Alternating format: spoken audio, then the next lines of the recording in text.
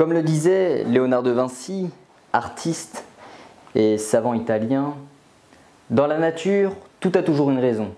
Et si tu comprends cette raison, tu n'as plus besoin de l'expérience. Bien.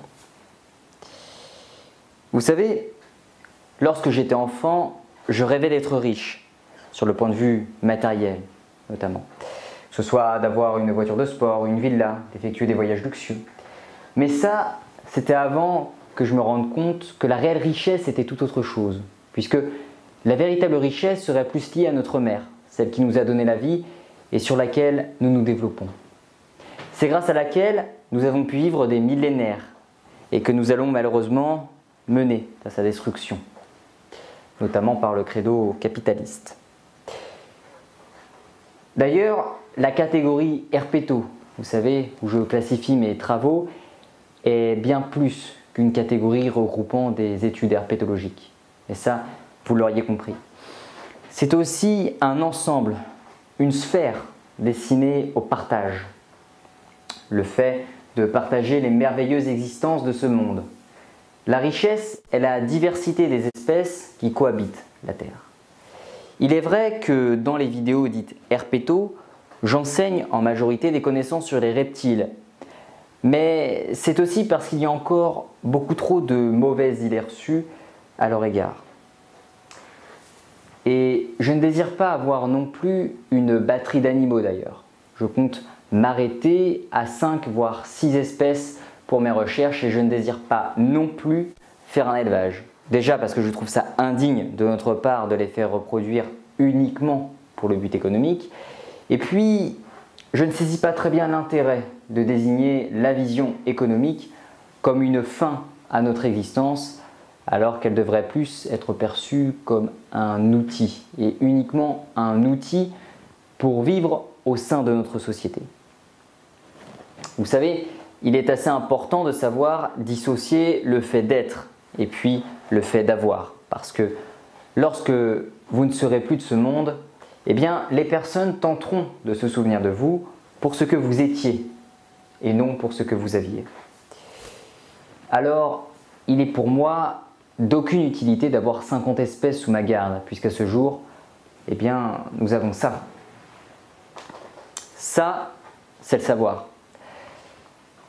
À l'origine, on travaille sur les animaux, pour ne pas dire les reptiles, avait pour but de montrer les merveilles de la nature. Il est vrai que je possède des animaux dans des terrariums, puis que je préférerais bien entendu les voir évoluer dans la nature. Alors, sur le point de vue éthique, je suis loin d'être exemplaire, je le reconnais. Pour autant, sur le point de vue climatique, notamment en ce qui concerne la situation actuelle, eh bien, ça peut être légèrement perçu comme un symbole de prévention. Bien que j'essaie d'être rigoureux sur les études que j'effectue, du moins à l'égard des spécimens que j'étudie en captivité, eh bien mes recherches ne peuvent pas être à 100% fiables dans le sens où un animal qui évolue en captivité n'est jamais des plus équilibrés, que ce soit dans des parcs zoologiques, parcs à thème, autrement, eh bien les animaux se comportent assez différemment que dans la nature. Mais l'existence de ces structures ne sont pas non plus à mépriser, puisqu'elle fait certainement preuve de prévention. Et oui, lorsqu'il n'y aura plus de pitons sur Terre, nous serons bien contents de les trouver dans nos zoos. Puisque l'homme attend d'avoir mal pour se plaindre des conséquences que ses actes ont engendrées. Cependant, je pense qu'à ce jour, il est nécessaire de ne pas dépenser toute son énergie à enseigner ou à acquérir du savoir en lien avec la terrariophilie en ce qui me concerne, comme notamment élever un python de captivité et veiller à ce qu'il ne manque de rien, par exemple, mais plutôt comment éviter d'être amené à les élever en captivité suite à la disparition de leur habitat naturel. Vous savez, je ne fais pas non plus partie de ces vidéastes qui ne cessent d'acquérir des spécimens afin de faire toujours plus de vues, puis de gagner toujours plus d'argent. Étant donné que je sollicite davantage le côté éducatif que lucratif.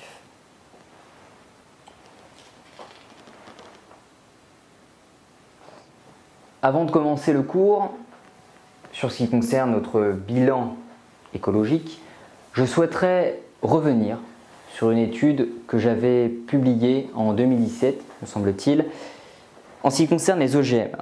Alors, les OGM, pour ceux qui ne le savent pas, ce sont des organismes génétiquement modifiés, soit des organismes ayant subi plusieurs manipulations génétiques afin d'améliorer ces derniers aux yeux de l'homme. Cette activité, très utilisée dans de nombreux pays, est pourtant bannie en France. Effectivement, le fait de modifier certaines branches d'ADN pourrait entraîner de graves conséquences au sein de l'environnement.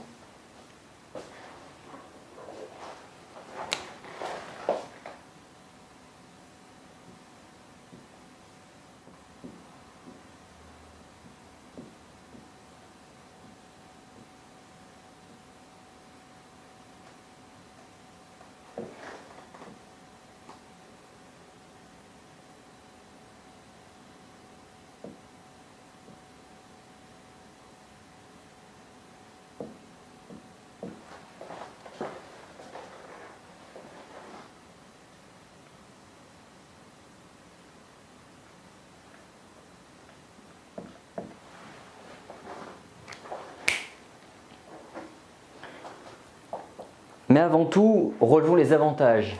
Il y aurait l'inutilisation d'insecticides, un meilleur rendement et enfin un bon profit économique. Jusque-là, tout va bien.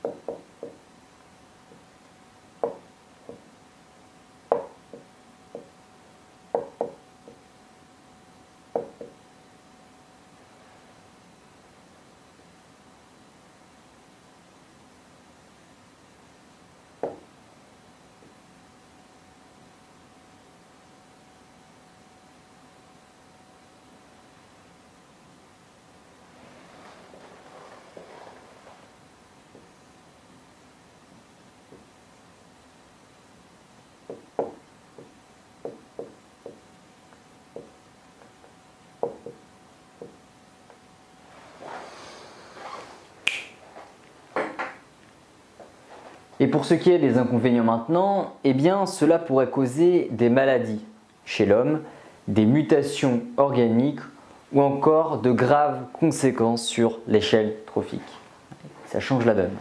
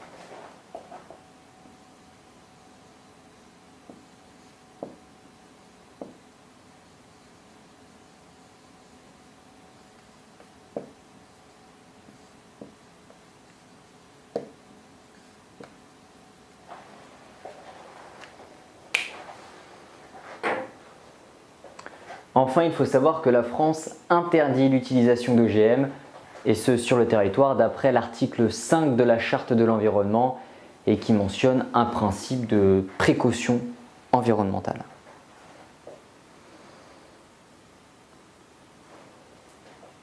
Bon. Bien.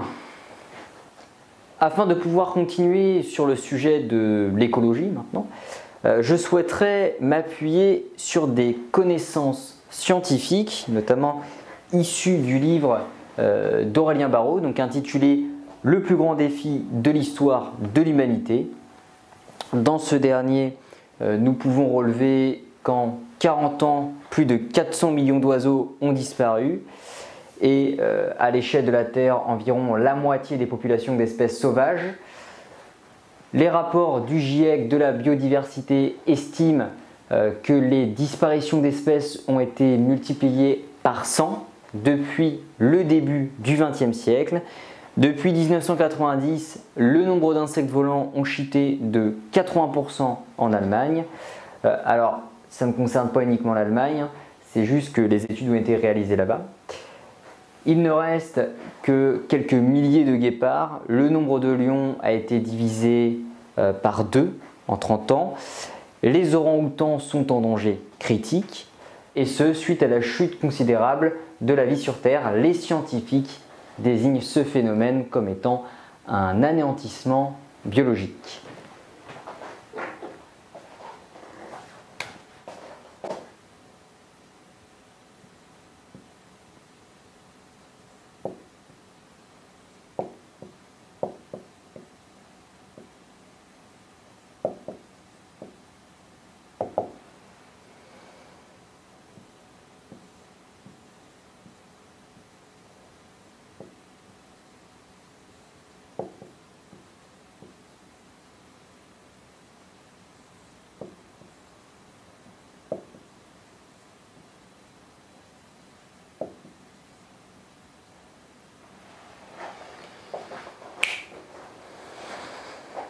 Nous pouvons également relever que chaque année, la surface des villes progresse d'environ 400 millions de mètres carrés, ce qui n'est pas anodin.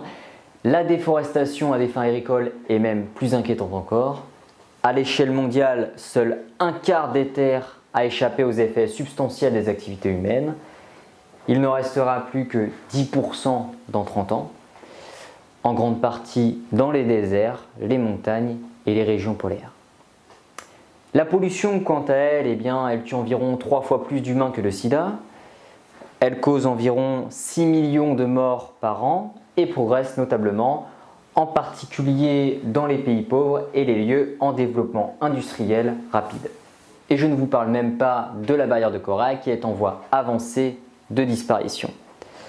Ainsi, le constat est pour le moment assez alarmant, je vous l'accorde, et pourtant, je viens de vous énoncer qu'une infime partie du bilan qui a été rédigé dans ce livre. Puisque nous pouvons également relever que les humains représentent 0,01% des créatures vivantes, mais ont causé 83% des pertes animales depuis les débuts de la civilisation. Il s'agit là d'une situation génocidaire d'une ampleur sans précédent. Une étude récente suggère que la part de l'humanité soumise à des canicules potentiellement mortelles de plus de 20 jours s'élèvera à la fin du siècle à 74%. La sécheresse également qui a sévi dernièrement au Sahel est sans équivalent depuis au moins 1600 ans. Les feux de forêt, quant à eux, ont été multipliés par 4,5. Vous savez ce qui m'inquiète ? Eh bien, je vais vous le dire. C'est la réaction qu'ont beaucoup de personnes lorsque nous leur annonçons l'arrivée soudaine de réfugiés politiques sur le sol français. Puisque si ces personnes ont du mal à accepter ces réfugiés, et malheureusement il y en a bien plus qu'on pense, je pense que vous avez déjà tous pu entendre des arguments dépassés du type « nous ne pouvons pas accueillir toute la misère du monde », eh bien, d'ici quelques décennies, il y aura aussi des réfugiés climatiques, en plus des réfugiés politiques. Et s'il faut savoir, eh bien, c'est que les réfugiés climatiques seront 10 fois plus. D'ailleurs, on estime à ce jour que d'ici 30 ans, le nombre de réfugiés climatiques sera compris entre 200 et 500 millions. Vous savez, En été 2018, les températures ont dépassé 51 degrés à l'ombre à Oman. Et de nuit, la température ne descendait pas en dessous de 42 degrés. 2 ans auparavant, on mesurait 54 degrés au Koweït.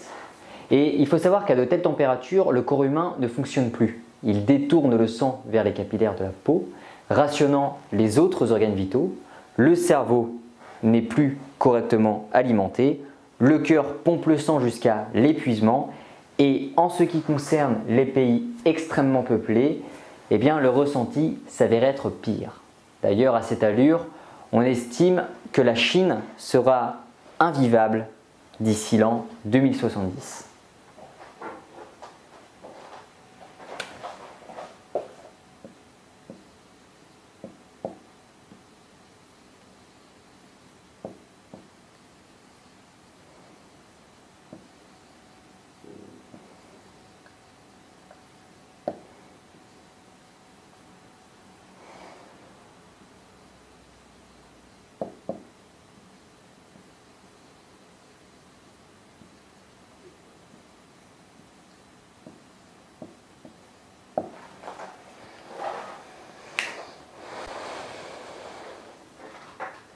D'ailleurs, l'ONU estime que si nous ne changeons pas le cap de façon radicale, d'ici 2 ans, nous allons devoir faire face à une menace existentielle directe.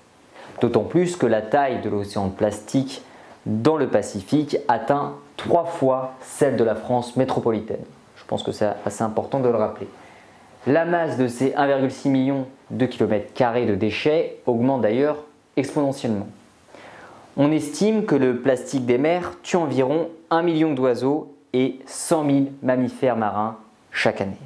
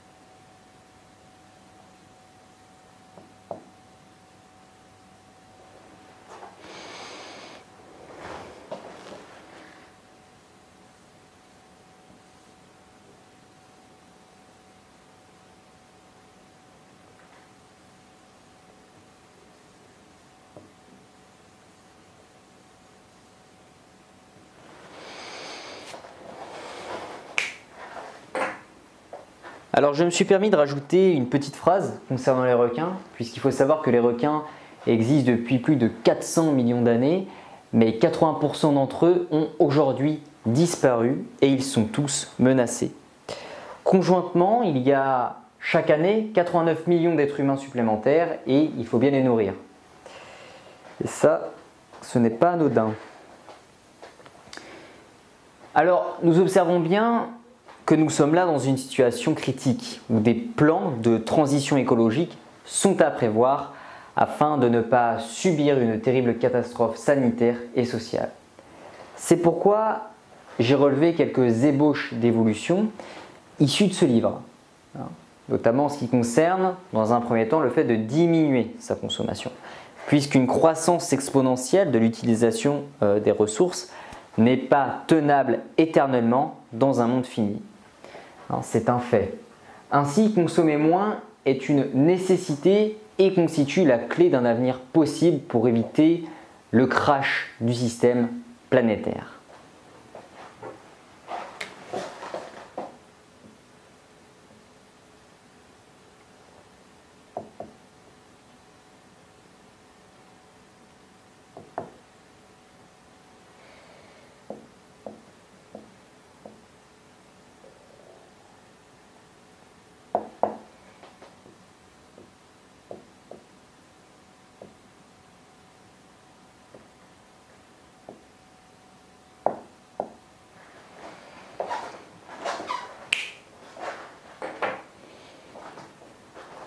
Il y a également le sujet de la décroissance économique. Aujourd'hui, la croissance économique n'a plus d'intérêt, ni de sens d'ailleurs, suite aux conséquences qu'elle engendre.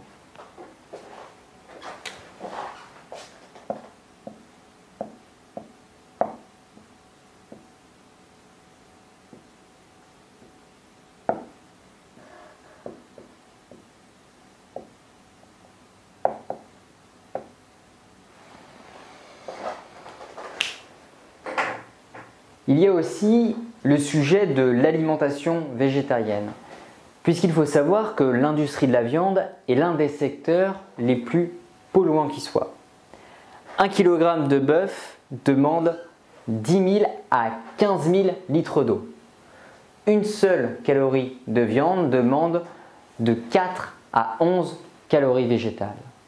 L'élevage émet plus de gaz à effet de serre que toute autre activité humaine, transport compris, et on estime qu'en 2050, il sera la première cause de pénurie alimentaire dans le monde. De plus, à l'échelle individuelle, une alimentation végétarienne permettrait de réduire les maladies cardiovasculaires, le diabète et certains cancers. Sans viande, nous pourrions également nourrir beaucoup plus de monde, soit contribuer à lutter contre la faim dans le monde, et cela permettrait également de faire chuter le taux de mortalité de 6 à 10%. Et en ce qui concerne le bétail, eh bien, ces animaux pourraient enfin arrêter d'être obligés de vivre dans des conditions, on peut le dire, épouvantables, uniquement au profit économique et gustatif de l'homme.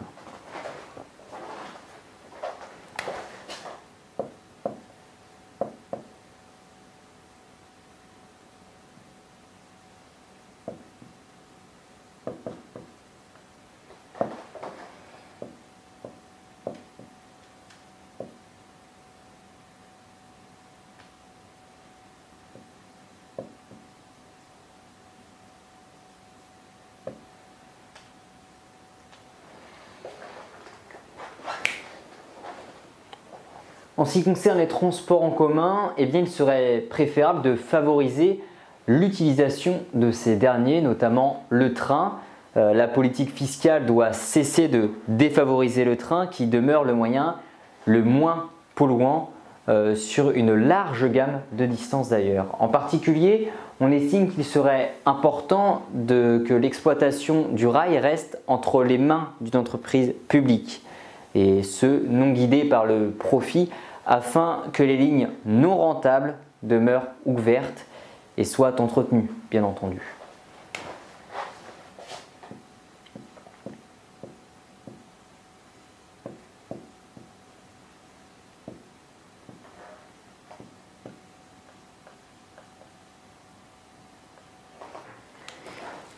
La consommation locale maintenant.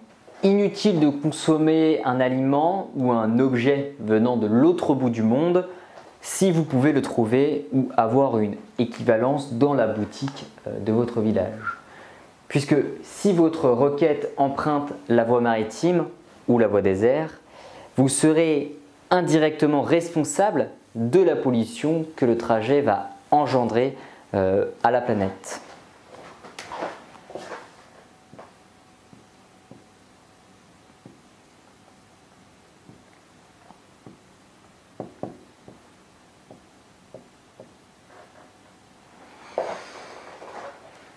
Concernant l'agriculture locale, eh bien, les grandes exploitations agricoles nuisent à l'écosystème, notamment lorsque les producteurs utilisent des pesticides afin d'augmenter leur rendement et ainsi de faire accroître leurs profits économiques. L'usage des pesticides ne se contente pas de tuer les espèces visées, elle occasionne également la mort de nombreux oiseaux qui ingèrent les insectes concernés, provoquant ainsi un impact notable sur les populations animales.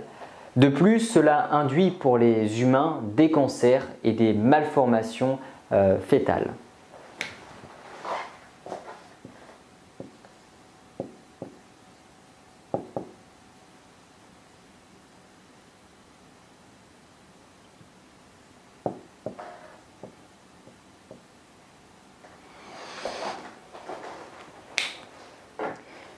Pour finir, il évoque aussi le fait que nous ne pouvons plus mener une politique qui favorise la croissance consumériste.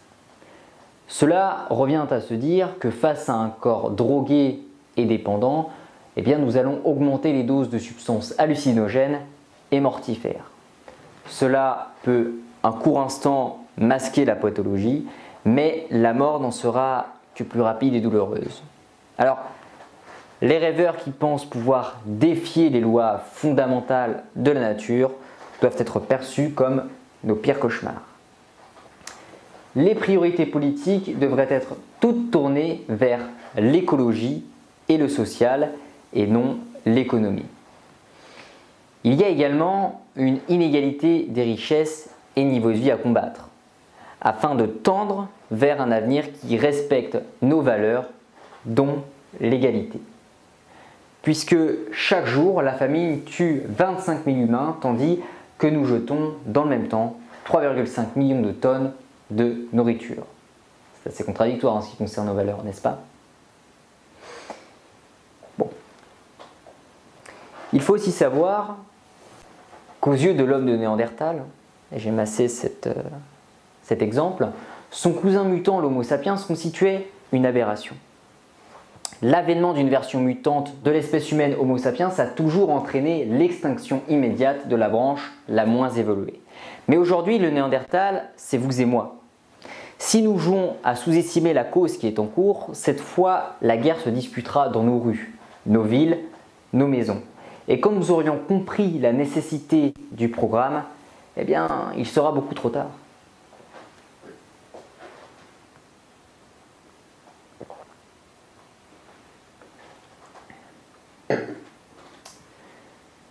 Maintenant, dans ce cours, je souhaiterais également vous parler de l'utilité des parcs zoologiques. Mais avant cela, parlons de notre cousin le chimpanzé. Sachez que certaines études assez intéressantes d'ailleurs ont été réalisées à l'égard de ces primates, et plus précisément sur leur manière de communiquer. Il s'avère que les chimpanzés communiquent de différentes façons avec leurs semblables. Les cris, par exemple, sont une forme de communication et relativement efficace d'ailleurs. D'après des études de primatologues, et après avoir pris connaissance d'une observation scientifique en ce qui concerne cette étude, j'ai souhaité vous partager une étude. Au sein d'un parc zoologique situé aux États-Unis, des scientifiques ont enregistré un cri de chimpanzé composé d'une sonorité assez particulière. Après l'analyse de ce dernier, nous avons découvert qu'il s'agissait d'une alarme signalant la présence d'un félin. Si un chimpanzé émet ce cri en présence de ses semblables, ces derniers vont de suite grimper dans les arbres ou sur des rochers accidentés, afin de survivre contre l'éventuelle attaque du prédateur signalé. Un autre cri a été enregistré qui lui signalait la présence d'un rapace, et suite à ce cri, les chimpanzés auraient pour habitude de se cacher parmi la végétation abondante ou cette fois-ci sous des rochers afin de se protéger de la menace aérienne. Cependant, au sein de ce parc zoologique, un chimpanzé s'apprêtait à manger une banane près d'un plan d'eau, et un autre chimpanzé émit le cri qui signalait la présence d'un félin afin que celui qui mangeait sa banane soit pris au dépourvu.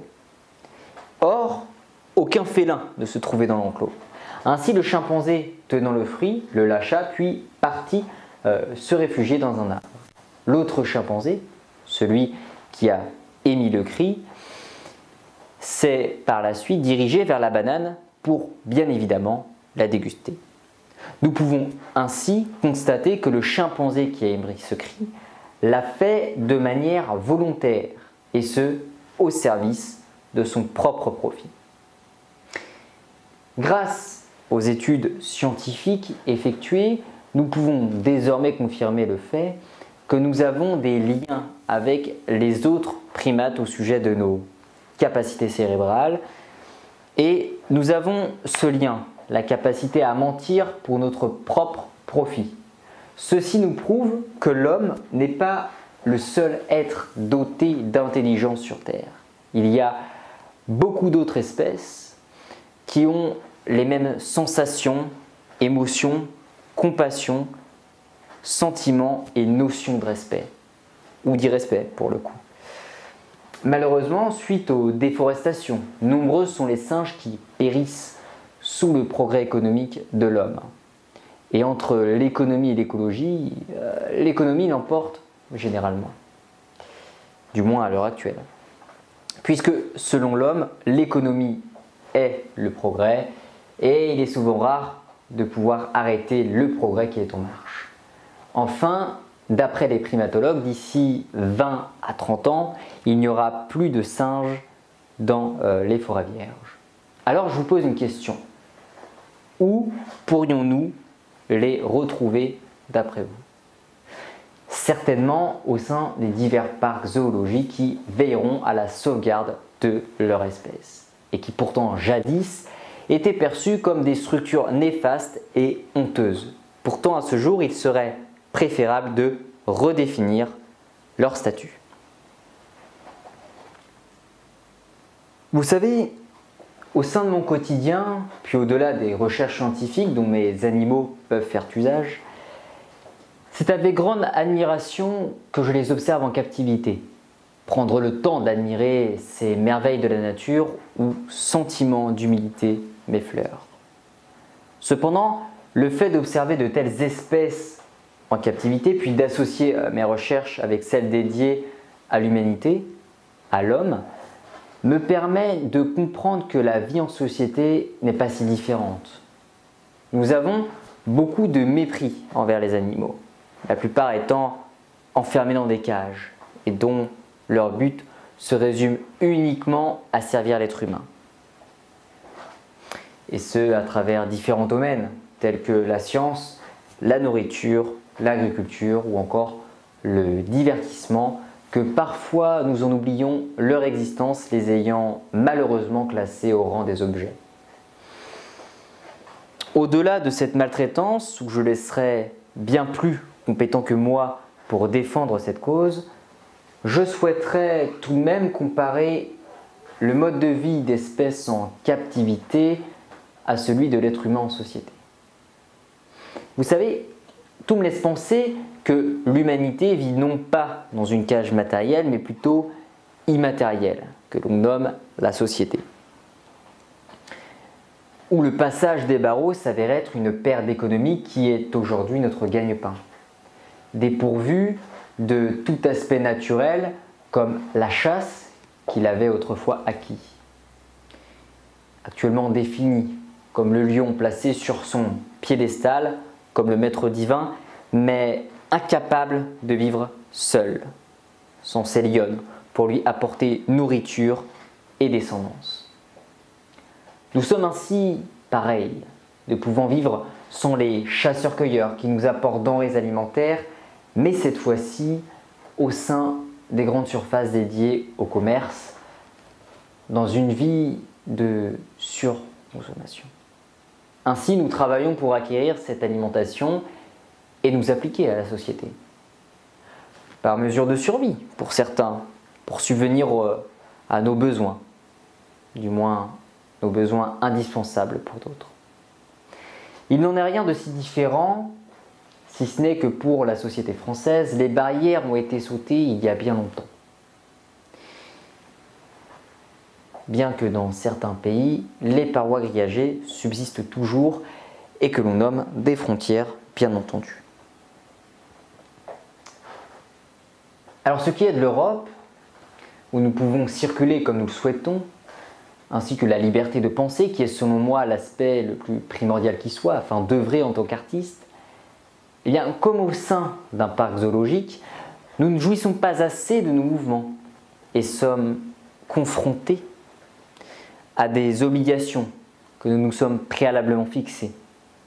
Nous jouissons pour beaucoup de notre travail pour asservir une société qui nous permettra de nous apporter un minimum de confort par l'obtention de l'argent que nous utiliserons pour nos biens matériels, la sécurité et les urgences.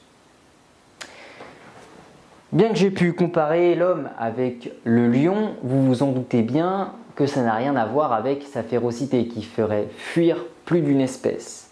Mais c'est plus sur le point de vue du statut, du pacha, s'accordant un titre de prestige par l'usage de compétences prédatrices sans avoir préalablement acquis la sagesse. D'ailleurs, en ce qui concerne l'usage des compétences prédatrices, du moins des grands félins, qui au lieu d'user leur capacité de destruction envers la nature pour se prouver qu'ils en ont de telles, les utilisent uniquement pour leurs besoins indispensables en nourriture, je pense que nous arrivons à un jour où il est nécessaire de privilégier notre environnement dans lequel nous évoluons afin de garantir un avenir meilleur à nos générations futures. Vous savez, je rêve d'un monde vierge et pratiquement inexploré, du moins inexploré par l'homme, où seuls les fourmis et oiseaux y régnent en maître par le léger frissonnement de feuilles où se tapissent les plus majestueux serpents, pour l'herpétologiste que je suis. Nous avons tous des pulsions qui se résument à nos talents de destruction. Nous pouvons être des prodiges aux yeux des humains, mais pour le moment, nous resterons aux yeux de la nature des éléments néfastes, perçus comme le virus qui anéantira notre espèce, tout en accompagnant nos voisins les animaux dans ce terrible gouffre. Alors mes études portées sur l'analyse du monde, sur l'observation de notre environnement, lorsque j'effectue des expéditions culturelles par exemple, pourront peut-être un jour porter leurs fruits.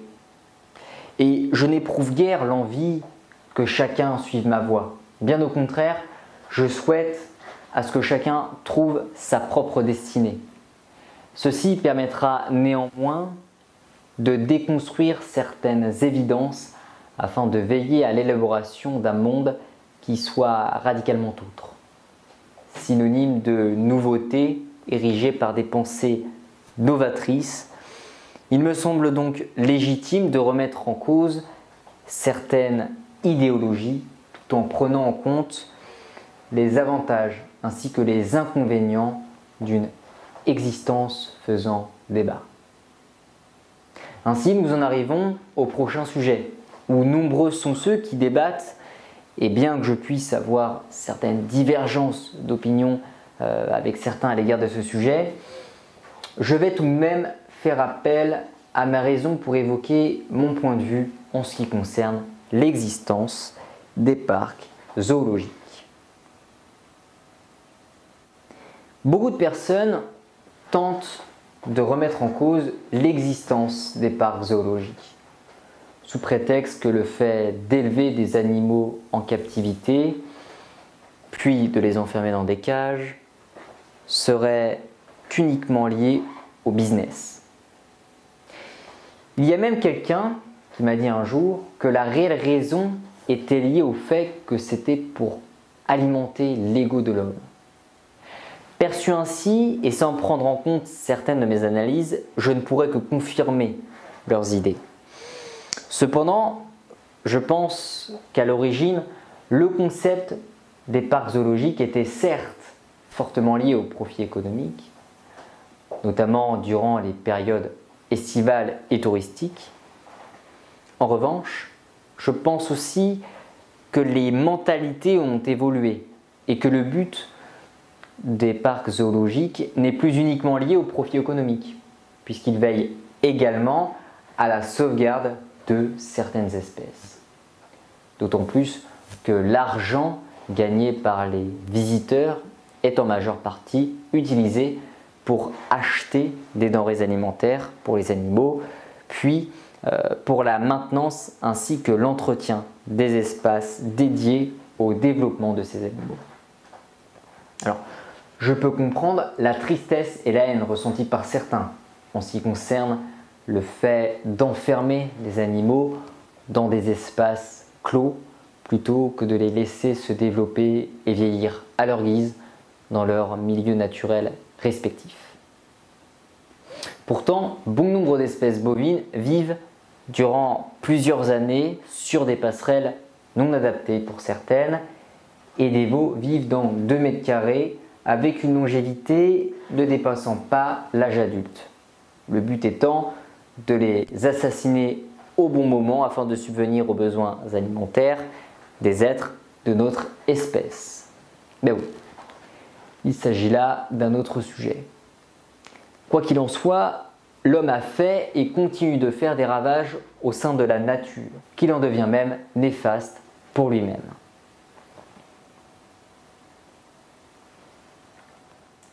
D'autant plus que nous défions la nature, nous la plions à notre guise, et un jour elle ne cessera de nous punir pour notre arrogance.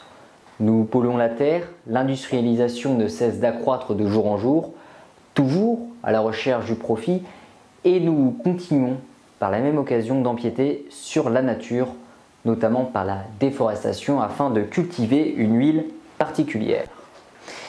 Les forêts vierges les plus luxuriantes de la terre sont donc détruites et nous savons, comme je vous l'ai dit tout à l'heure, qu'entre l'économie et l'écologie, l'économie l'emporte généralement assez souvent, du moins si les priorités gouvernementales ne changent pas. Et qui plus est, pour une entreprise, l'économie se résume au progrès et généralement, on n'arrête pas le progrès qui est en marche. D'ailleurs, pour en revenir au sujet de l'étude du primatologue que je vous disais tout à l'heure, où d'ici 25 à 30 ans, les grands singes tels que le chimpanzé, le bonobo, l'orang-outan, puis le gorille peuplant les forêts primaires et qui sont de jour en jour détruites, risquent de s'éteindre. Ainsi, je pense que les cages que l'homme confectionne aux animaux au sein des parcs zoologiques ne sont pas un simple business, puisqu'elles permettent aussi de préserver la survie des espèces animales que l'homme élimine de par ses activités. Et c'est assez contrariant d'ailleurs de s'apercevoir que d'un côté nous détruisons la nature pour le pouvoir ainsi que le profit, puis que d'un autre côté nous préservons la nature pour la sauvegarde de celle qui nous a vu naître il y a plus de 200 000 ans. Et si l'homme est destiné à raser les forêts pour en faire des villes ou encore de la monoculture, alors je suis ravi que les espèces soient sauvées puis préservées parmi les divers parcs zoologiques, qui à ce jour d'ailleurs sont conçus en faveur du bien-être animal et non simplement pour la beauté scénographique des enclos.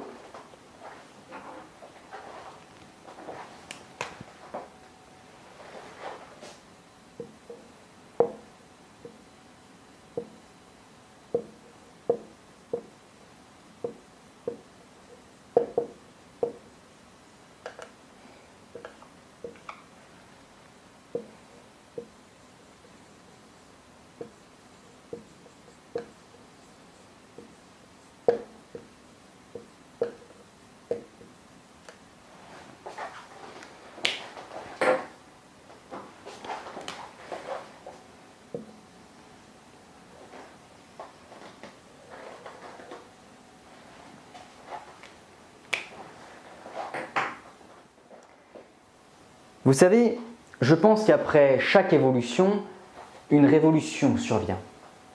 Chaque espèce s'adapte en fonction des évolutions de société, mis à part une seule, celle de l'homme. En effet, l'homme est l'espèce qui a causé le plus de conflits, puis de dégâts. Grâce à l'histoire, nous avons pu observer que plus la révolution était importante, plus le temps d'évolution était conséquent jusqu'à l'aube de la prochaine. Et je suis convaincu que suite à la Seconde Guerre mondiale qui a été d'une importance capitale, d'ici quelques décennies, une autre crise verra le jour, si elle n'a pas déjà commencé. Certes, des conditions de sécurité et de prévention étaient établies suite aux conflits de l'ancienne époque. Mais je pense que la menace viendrait d'autre part, certainement liée au dérèglement climatique, basculement de l'écosystème ou l'insensibilité de notre gouvernement face à la catastrophe écologique. La surpopulation est peut-être en constante augmentation, Mais je suis convaincu que l'aspect quantitatif n'est pas la cause de tous nos maux. Non, il s'agirait plutôt de l'aspect qualitatif, de nos actes, de notre comportement, certainement trop perturbateur pour notre mère, la nature. Auquel cas, si aucune décision stricte n'est prise, et à cette allure, je ne laisse pas la fin du siècle pour que le monde connaisse un désastre de grande ampleur. Alors, bien qu'il y ait quelques mois, j'avais pu évoquer mon point de vue au sujet de la transition écologique, j'aimerais tout de même vous le rappeler. Déjà, pour ceux qui n'ont pas vu la vidéo en question, et puis aussi pour vous faire reprendre connaissance, d'autant plus que j'ai toujours la même opinion sur ce sujet. Et puis, si je me répète, eh bien, ce n'est pas si embêtant, hein, ce n'est pas comme si l'avenir de notre espèce était incertain. En règle générale, quand nous abordons ce type de sujet, disons quand nous en sommes arrivés à ce stade, il est inutile de parler en son nom ni en tant qu'homme, mais plutôt en tant qu'espèce. En tant que citoyen du monde, déjà, j'observe une réelle contradiction entre notre qualification et notre comportement. Étant l'Homo sapiens sapiens, soit défini comme l'homme sage, vous comprenez que nous devrions tous être exemplaires pour une telle nomination. Pourtant, suite au basculement écologique qui est en jeu, ainsi qu'aux espèces qui sont en voie d'extinction, ou certaines meurent à l'agonie d'ailleurs, eh bien, je pense que c'est en mon devoir de transmettre mon opinion sur ce sujet, afin de peut-être marquer certains esprits, suite à l'analyse d'une succession d'événements que je qualifierais tragiques et qui pourtant est le résultat du progrès économique que le gouvernement souhaite conserver. Je ne peux observer de la sagesse au sein de la politique actuelle. À ce jour, je pense qu'il est nécessaire d'agir afin de sauver ce qu'il est encore temps de sauver sur cette planète. La nécessité de s'investir dans la cause environnementale n'est donc pas à négliger. Et il est vrai que l'engagement individuel n'aurait pas autant d'effet qu'une décision gouvernementale. Ce qui est certainement dû à notre arrogance ainsi qu'à notre soif de liberté, bien entendu. Alors, je suis conscient que certaines décisions peuvent se définir comme étant une privation de liberté et ainsi, l'adoption de lois peuvent paraître infantilisantes. Cependant, quand le bien commun et l'avenir de l'humanité sont entre nos mains, je pense qu'il est fondamental de fermer les yeux sur notre simple petit confort personnel, puis de nous soucier un peu plus de notre avenir. Ensuite, nous savons que c'est par le biais des lois que nous faisons régner les idéologies. Bien qu'elles ne satisfassent pas toujours autrui, je le sais, mais après tout, tout dépend de nos convictions. De plus, si aucune loi n'est mise en place, seulement qu'une petite partie de la population dotée de bon sens agira pour sauver ce qui est encore temps de sauver sur cette terre. Malheureusement, tout comme ceux membres du gouvernement, les principes et convictions de beaucoup d'êtres sont liés aux facteurs économiques qui d'ailleurs jouent un rôle décisif dans leurs agissements.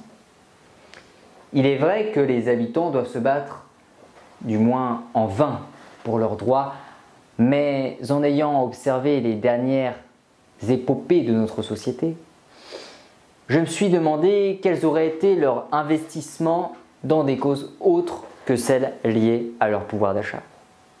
Si j'en prends l'exemple des Gilets jaunes, où dès lors que leur économie était menacée, beaucoup se sont mobilisés afin de mener des actions de révolte pour transmettre leur mécontentement au gouvernement. Et je comprends totalement les circonstances qui les ont poussés à évoquer une telle colère, vu qu'elle était liée à la défense de leurs droits. Mais qu'en est-il de l'écologie?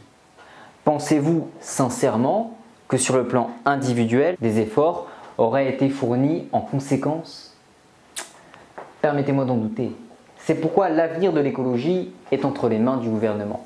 Pour l'avenir de la biodiversité écologique, il est donc fondamental que le gouvernement prenne en considération les sérieuses inquiétudes suite aux multiples diagnostics effectués par les scientifiques, et ça depuis des décennies, ainsi que renouvelés chaque année d'ailleurs.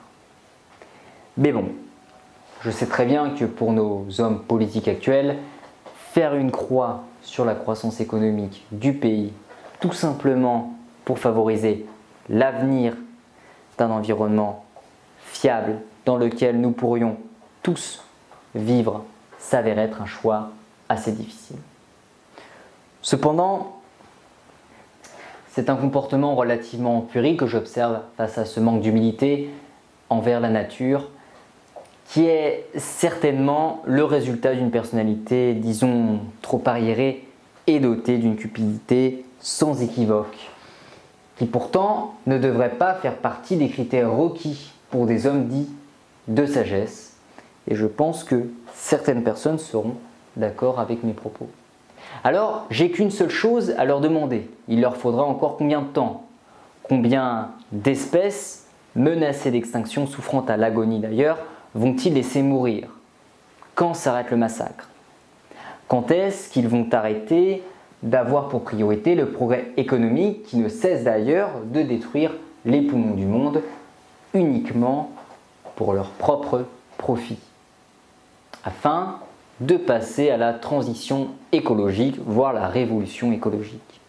Je pense qu'aujourd'hui, il est primordial d'arrêter d'avoir du mépris pour la nature, puis de prendre des mesures radicales pour la survie des êtres conscients du monde, ainsi que de celles qui nous a vus naître.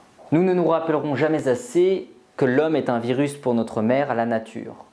Et le fait que le gouvernement fasse un geste écologique pourrait enfin faire honneur à la sagesse de notre espèce et garantir un avenir meilleur aux générations futures.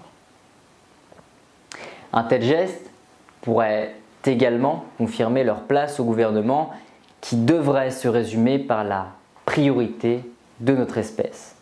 Mais jusqu'à ce jour, je ne pourrais reconnaître de l'intelligence face aux priorités économiques qu'ils ne cessent de conserver. Au-delà de ça, bien entendu, nous devons également nous battre pour nos droits sociaux. Seulement, ne soyons pas trop égoïstes et tentons aussi de préserver les autres espèces avant qu'elles ne s'éteignent toutes de la carte.